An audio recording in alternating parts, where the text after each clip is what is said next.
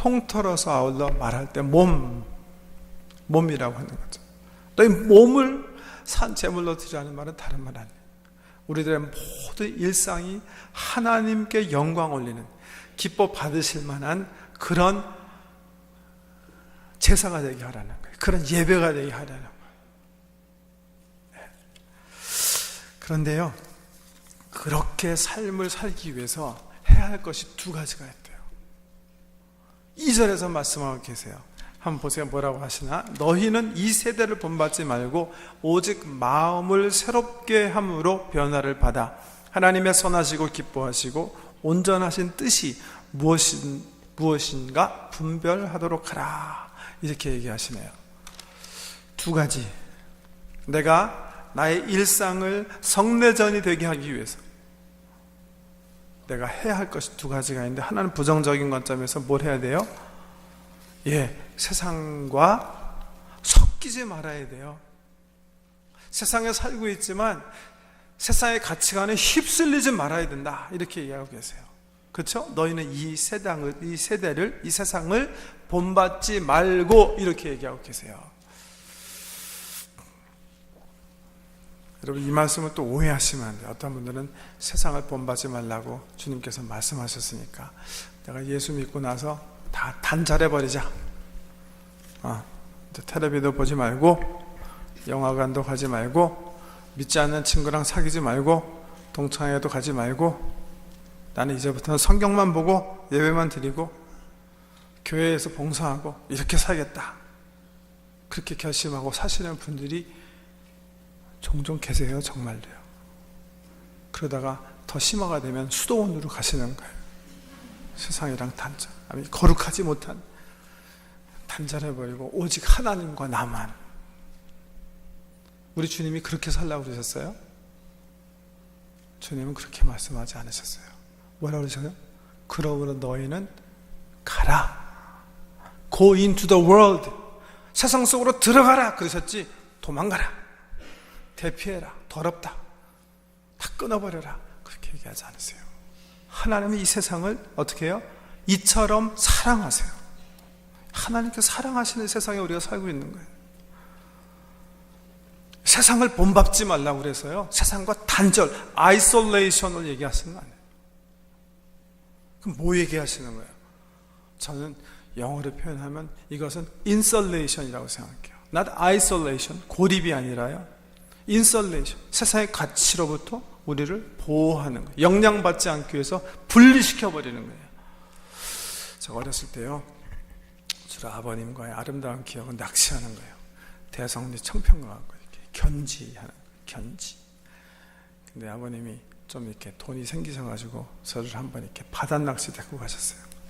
인천 앞바다에 어떤 섬에 가가지고서는 배를 타고 낚시를 하는데, 제가 낚시하면서 굉장히 이상한 거 하나 발견한 거예요. 고기를 이렇게 아버님이 잡으시더니 고기를 죽인 다음에 다시 바닷물을 받아가지고서는 이 고기를 쪄리시는 거예요. 쪄리시는. 그리고 말려가지고서는 집에 가져오는 거예요. 참 맨 처음에 이해가 안 되는 거예요. 이놈의 고기가 지금 몇 년 동안 최소한도 바다에 이렇게 살았을 텐데 왜 얘를 꺼내가지고 죽여가고 다시 또 바닷물 속에 집어넣어가지고 얘를 갖다가 이렇게 말리나. 여러분은 아시긴 아세요? 아시죠? 왜 그런지. 왜 그래요? 고기가 바닷물 속에서 살아서 움직일 때는요, 바닷속에 5년 살던 10년 살던 소금이 침투하지를 못해요. 소금이 침투하면 장아찌 되는 거죠. 살지 못하는 거예요. 근데 어떻게 이렇게 10년, 20년 살아요? 살아있기 때문에 소금이 들어오는 걸 다 걸러내는 거예요. 아무리 조그만 송사리라도요, 그래서 짜지 않아요. 근데 언제 소금이 침투해요? 죽으면 소금이 들어오는 거예요. 그래서 바닷물에 쩔어지게 되는 거예요. 쩔어지게. 산 그리스도인은 어떻게 해요? 인설레이트 시킬 수 있어요. 세상의 가치관이 내 속에 들어오지 못하도록 그거 하라는 거예요. 우리가 사는 이 세상은요, 정말 이제는 세상 가치관으로 너무 오염된 세상이잖아요. 방송에서 얘기하는 거, 학교에서 우리 젊은이들, 우리 자녀들이 배우는 것, 이런 것들이 정말 이제는 우리 예수님께서 성경에서 말씀하신 우리 기독교 가치관을 너무나 상이하잖아요. 세상 쫓아가면 안 된다. 사람들이 그렇게 하는데요. 사람들이 헤어지니까 나도 헤어지고, 사람들이 텍스 띄어먹으니까 나도 적당히 띄어먹고, 사람들이 대충 사기치면 사니까 나도 그렇게 살고, 더 이상 이웃과 관심 갖지 않으니까 나도 대충 그렇게 살고, 학교에서도 뭐 다 정부에서 이제는 뭐 동성애도 괜찮다고 그러니까 다 인정하고 살고, 세상 사람들이 한다고 그냥 그런가 보다 그렇게 살지 말고 어떻게 해? 인설레시키고, 이게 정말 하나님의 뜻인지 생각하면서 살자는 거예요. 생각하면서 살아야 되겠다. 첫 번째는 그래서 인설레이션, 세대를 본받지 않은 거, 첫 번째고요. 두 번째 2절에 보면 뭐라고 그러셨죠? 오직 너희는 이 세대를 본받지 말고, 둘째, 오직 마음을 새롭게 함으로 변화를 받아 그랬어요. 오직 마음을 새롭게 함으로 변화를 받아. 영어로 보면 이게 transformation, 마음의 변화. 마음의 변화를 받아야 우리가 일상생활에서 하나님께서 받으실 만한 예배가 우리 삶 속에서 이루어진다, 이렇게 설명하고 계시는 거예요. 왜 마음이 중요하다고 하셨죠? 구약 성경을 통해서 여러 번 얘기하셨어요. 성경에 보면, 잠언에 보면 뭐라 그랬죠?